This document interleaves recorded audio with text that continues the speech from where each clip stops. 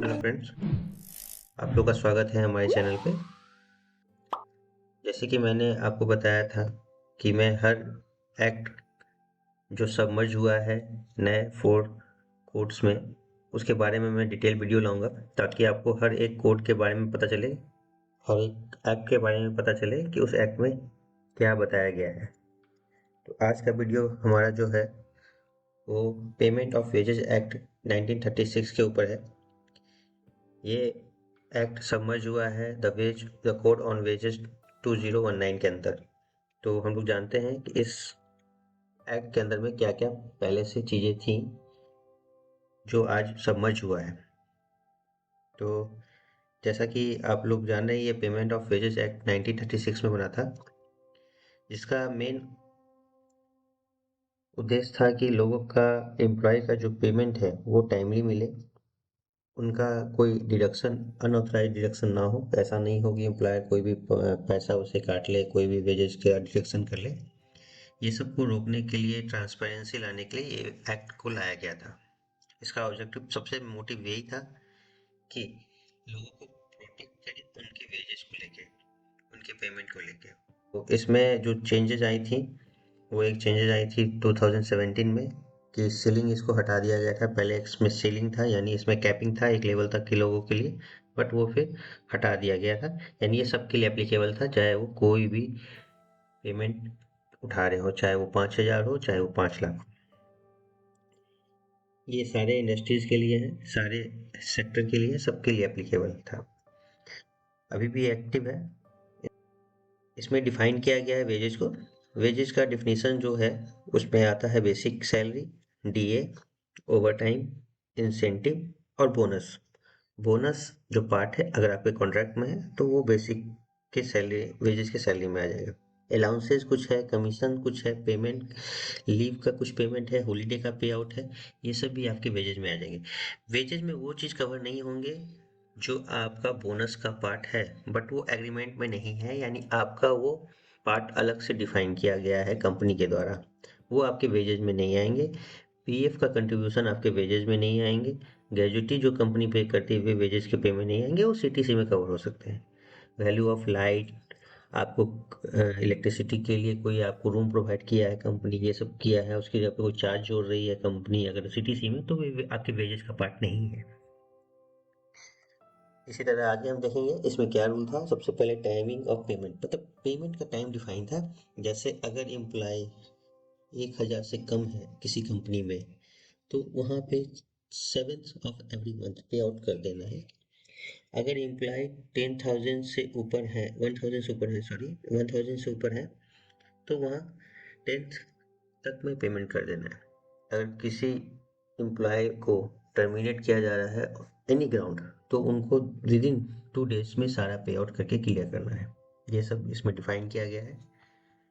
Mode of payment भी है, आप चाहे कैश दें, चेक दें, बैंक ट्रांसफर दें और डिजिटल करें, जो आज के डेट में सबसे ज़्यादा यूज किया जाता है डिजिटल पे आउट, क्योंकि गवर्नमेंट ने भी इसे मैंडेटरी कर दिया है कि आपको डिजिटल पे आउट ही करना है। अगर आप कुछ डिडक्शन करते हैं, अगर आपको लगता है कि डिडक्शन करना है एम्प्लॉय की सैलरी से, और एक्ट के हिसाब से जो मैंडेटरी है उसे आप कर सकते हैं। सबसे पहले है जो, अगर इनकम टैक्स के स्लैब में बंदा है तो आप उस एम्प्लॉय से इनकम टैक्स डिडक्ट कर सकते हैं, पीएफ कंट्रीब्यूशन का डिडक्शन ले सकते हैं, ईएसआईसी का। और अगर कोई ऐसा गवर्नमेंट के द्वारा, कोर्ट के द्वारा ऑर्डर आया हुआ है कि उस एम्प्लॉय से ये अमाउंट डिडक्ट करना है, तो आप कर सकते हैं। इसके अलावा अगर आप कुछ भी डिडक्शन करते हैं तो उसके लिए आपको ऑथराइजेशन लेना पड़ेगा एम्प्लॉय से, या आपको इंटीमेट करके उसको खबर करना पड़ेगा कि हम आपका ये डिडक्शन कर रहे हैं। जैसे फाइन हो गया, एब्सेंट है ड्यूटी से, डैमेज कुछ कर दिया है एम्प्लॉय, उसको आपने रूम दे रखा है जिसका कोई मंथली चार्जेस है, वो कोई आपकी सर्विसेज लेता है, जैसे कैंटीन सर्विसेज लेता है, उसके लिए आप कोई डिडक्शन करते हैं सब्सिडाइज में या जैसे भी, तो उसका इंटीमेशन और ऑथराइजेशन होना चाहिए। अगर आपने कुछ उसको किसी लोन स्कीम या कोई भी अदर फैसिलिटी प्रोवाइड की है कंपनी के द्वारा जिसके चार्जेस होते हैं, तो आप उसे डिडक्ट कर सकते हैं, और उसको ऑथराइजेशन डिडक्शन में कहा जाता है। आप कोई भी डिडक्शन बिना बताए हुए बिना उससे कंफर्मेशन लिए हुए नहीं कर सकते।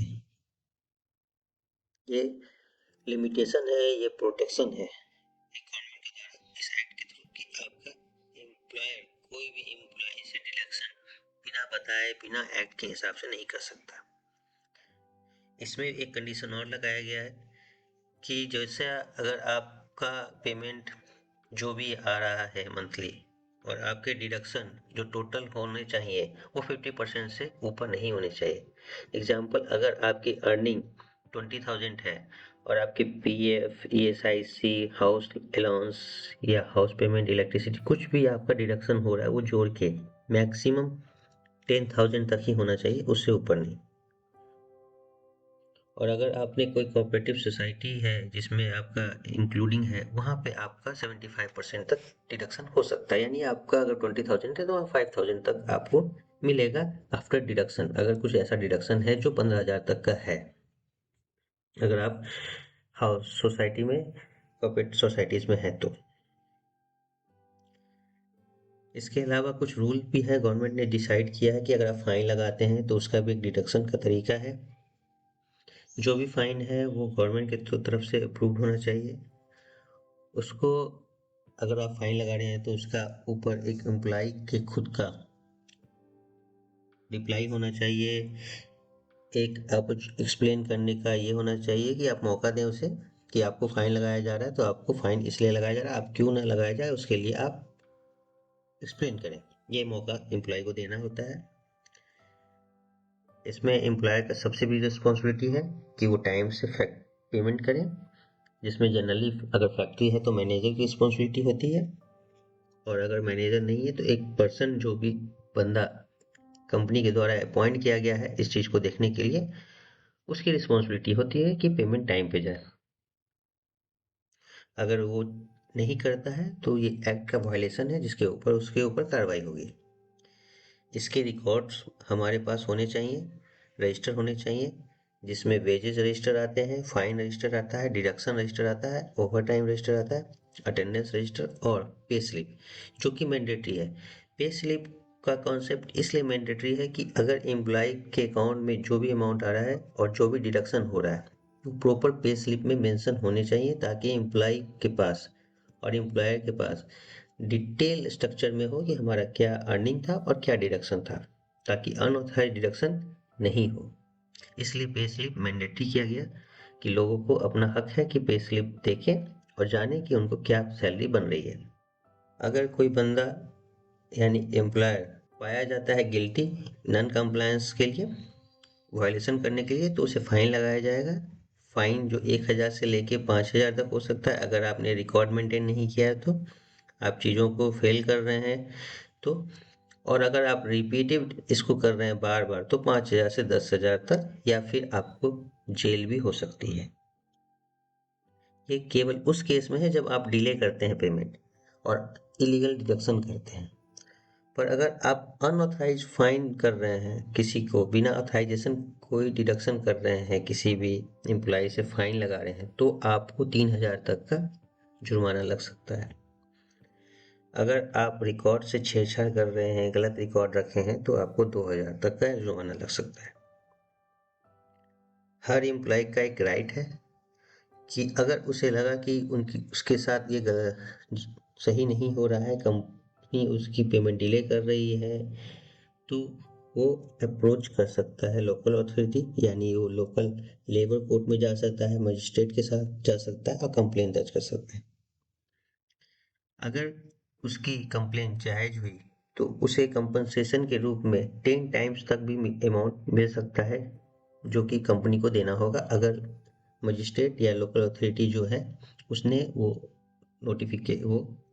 नोटिफिकेशन से या फिर एक लेटर से कंपनी को इंफॉर्मेशन दिया कि आपको ये सबमिट करना है। तो अगर एम्प्लॉयर साइड से देखें, जो बंदे को ऑथराइज किया गया है या जो मैनेजर है फैक्ट्री का या जो एचआर है फैक्ट्री का, जिसको ये कंप्लायंसेस को फुलफिल करना है, तो उसे कुछ चीज़ों पे ध्यान देना है जो मंथली चेकलिस्ट के तौर पे आप चेक कर सकते हो इस एक्ट के हिसाब से। पहला है पे वेजेज विद प्रिस्क्राइब टाइम, मतलब आप 7 तारीख के स्लैब में हो तो 7 तारीख को पेमेंट करना है। अगर आप 10 तारीख के स्लैब में हो तो 10 तारीख तक पे कर देना है। ये आपको चेक करना है पर मंथ।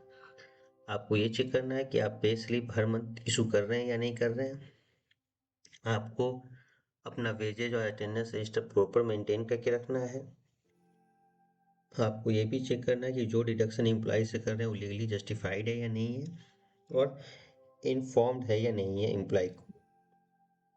और अगर कुछ स्पेशल डिडक्शन होने वाला है या ऐसा कुछ फाइन लगाने वाला है तो उसको आप नोटिस पे लगा सकते हैं, जिसके लिए आप फ्री हैं कि आप नोटिस पे लगाएं। इस तरह की कोई चीज़ें आप करने जा रहे हैं तो डिडक्शन पार्ट में, ताकि एम्प्लॉय अवेयर हो उस चीज़ के बारे में। और जो भी ग्रीवांसेस आ रहे हैं एम्प्लॉय की तरफ से, आपको तुरंत उसे सॉर्ट आउट करना है। ऐसा ना हो कि कोई ग्रीवांस लेके आए आपके पास और आप उसे डिले कर रहे हो। तो आपको मैंने बताया पेमेंट ऑफ वेजेस एक्ट 1936 के बारे में, जिसमें क्या क्या कवर होते हैं। इसी तरह मैं आपको नेक्स्ट वीडियो लेके आऊँगा जो हमारा अगला एक्ट के ऊपर होगा। आपको ये वीडियो कैसा लगा अपना कमेंट में दें, सेक्शन में बताएं। साथ में लाइक और सब्सक्राइब करें हमारे चैनल को, और लोगों के साथ शेयर करें ताकि उन्हें भी इम्पोर्टेंट इन्फॉर्मेशन मिलती रहे। धन्यवाद।